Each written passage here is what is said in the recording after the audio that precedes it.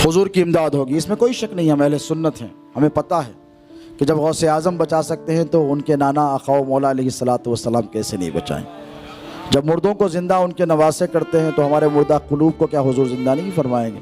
ہمیں پتہ ہے کہ نانا بھی بچانے والے ہیں، نواسے بھی بچانے والے ہیں، غوث اعظم ہیں تو وہ بھی بچانے والے ہیں، غریب نواز ہیں تو وہ بھی بچانے والے ہیں. لیکن یاد رکھو کہ ایک مسلمان کی کیا ذمہ داری، ایک وفادار غلام، ایک امتی کی.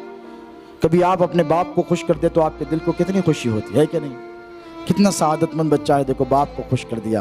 کبھی آپ نے سوچا ہے کہ آپ کا ایسا کون سا عمل ہے جس سے حضور خوش ہوتے ہیں؟ کبھی سوچا؟ کبھی نبی کو خوش کرنے کی آپ نے کوشش کی؟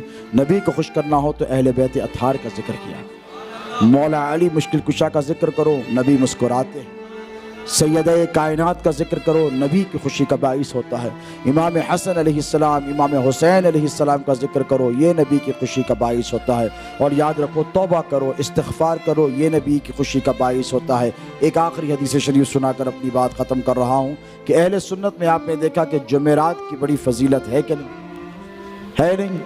ہر گھر میں فاتحہ تو بھی ہوتی، کیر تو بھی ہوتی، کچھ بھی نہیں رہا تو اگربتی تو کم سے کم جلائی جاتی ہے. کیوں؟ پاک ارواح آتی ہے، نیک اعمال کیے جاتے ہیں. اور جمعرات کو سائل بھی آتے ہیں، جمعرات کے فقیر بھی آپ کے دروازے پہ جمعرات کی کو نظر آئیں گے اور آ کر کے سائل بن کر سوال کریں گے. کیوں؟ اسی لیے کہ اس کا ایک گہرا تعلق ہے. میرے نبی پاک علیہ الصلوۃ والسلام کی حیات طیبہ کے، ظاہری حیات طیبہ کے آخری دن چل رہے ہیں. آقا علیہ الصلوۃ والسلام کی مجلس اقدس میں صحابہ کا مجمع ہے اور حضور نے ارشاد فرمایا حیاتی خیر لکم، حیاتی خیر لکم، حیاتی خیر لکم. فرمایا میری زندگی تمہارے لیے خیر کا باعث ہے کہ نہیں؟ بھئی حضور کا رہنا خیر کا باعث ہے کہ نہیں؟ بھئی حضور ہے تو ساری نعمتیں ہیں، حضور کے دم سے سب کچھ ہے. صحابہ نے کہا بالکل صحیح ہے، قالوا بلا یا رسول اللہ، بالکل صحیح ہے. اس کے بعد فرمایا مماتی خیر لکم، وفاتی خیر لکم، مماتی خیر لکم. 3 مرتبہ فرمایا. کیا فرمایا؟ میری موت تمہارے لیے خیر کا باعث بنے. صحابہ پریشان ہو گئے، زار و قطار رونے لگے، داڑھی کے بال لوچنے لگے، کوئی گریہ گزاری کرنے لگا کہ حضور کی وفات ہمارے لیے خیر کا باعث کیسے؟ اگر کوئی آپ سے کہے کہ آپ کے ابا چلے گئے آپ کے لیے فائدہ مند ہے، آپ کہیں گے کیسی بات کر رہے ہیں، باوا کا جانا. آپ کوئی آ کر کہے کہ آپ کی اماں چلے گئے آپ کے لیے فائدہ مند ہے تو آپ قبول کریں گے وہ بات کو؟ کیسی دیوالی بات کر رہے ہو آپ، میں کیسے قبول؟ لیکن جب نبی نے فرمایا کہ مماتی خیر لکم، میری وفات تمہارے لیے خیر کا باعث بن جائے گی، صحابہ رونے لگے. ایک تو وفات کا نام سنا، بے چین بے قرار ہو گئے، کیونکہ حضور کے بغیر صحابہ نے زندگی کا تصور کیا ہی نہیں، کبھی سوچا ہی نہیں تھا کہ حضور تشریف لے کر جائیں گے. جیسے ہمارے ساتھ سانحہ پیش آیا شہزادے حضور غوث الاعظم، جنہوں نے 50 سال سنیت کی خدمت کی، غوث اعظم کے سچے شہزادے جن کی خدمات کا ساری دنیا متعارف ہے. صحت کے اعتبار سے کوئی مسئلہ نہیں تھا، الحمدللہ. میرے پیر و مرشد شہزادے غوث اعظم توانا تھے. لوگ کہتے ہیں کہ کووڈ-19 تھا، میں نے کہا کاہے کا کووڈ-19 تھا، ممبر رسول پر بیٹھا ہوں، آخری لقمہ جب میرے ساتھ کھائے تو اپنے منہ کا نوالا نکال کر میرے منہ میں ڈالا، کھانسی تک مجھے نہیں ہوئی. بخار اور کورونا وائرس تو بہت دور کی بات ہے، جن کے رتبے ہیں سوا، ان کے سوا مشکل ہے. اللہ نے ان کا مقام بہت بلند کیا ہے، یقین مانیے. لیکن اگر کوئی مجھ سے آ کر یہ کہہ دے کہ آپ کے بابا کا جانا آپ کے لیے فائدہ مند ہے تو بتائیے میں اس کا گریبان نہیں پکڑ لوں گا؟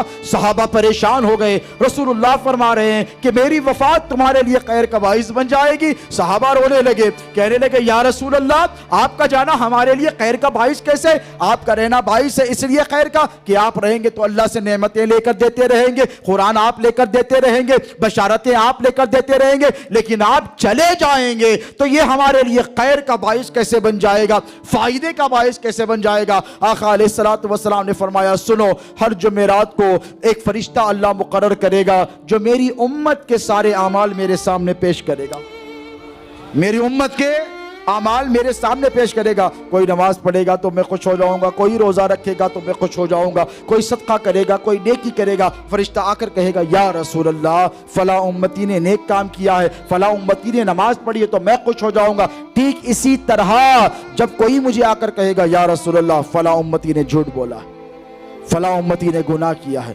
فلاں امتی نے یہ کیا ہے، فلاں امتی نے بد کام کیا ہے، یہ بد کرداری کا کام کیا ہے، تو حضور فرماتے ہیں کہ میں ناخوش ہو جاؤں گا. دیکھیں ایک طرف حضور خوش ہو رہے ہیں، ایک طرف حضور بولیے नाखुश हो रहे हैं। हुजूर ने फरमाया मैं जब चला जाऊंगा तो ये मामले पेश आएंगे, और जब किसी उम्मती के गुनाह को मेरे सामने पेश किया जाएगा, कहा जाएगा कि फला उम्मती ने फला महल्ले में फला मुल्क में ये गुनाह किया है, तो मेरे हुजूर फरमाते हैं कि मैं खामोश नहीं रहूंगा, मैं सजदे में चला जाऊंगा। मेरे नबी फरमाते हैं मैं सजदे में चला जाऊंगा और उस वक्त तक सजदे से सर को नहीं उठाऊंगा जब तक खुदा मेरे गुनाहगार उम्मती के गुनाह को माफ नहीं फरमाएगा। वफाती खैरुल लकुम, यूं मेरे हुजूर का जाना भी हमारे लिए खैर का बाइस बन गया। दोस्तों, हुजूर पाक अलैहिस्सलातु वस्सलाम से ताल्लुक़ को मजबूत करो, और ताल्लुक़ बिर रसूल मजबूत करने के लिए सबसे बेहतरीन अमल दुरूद पाक है। दुरूद पाक की कसरत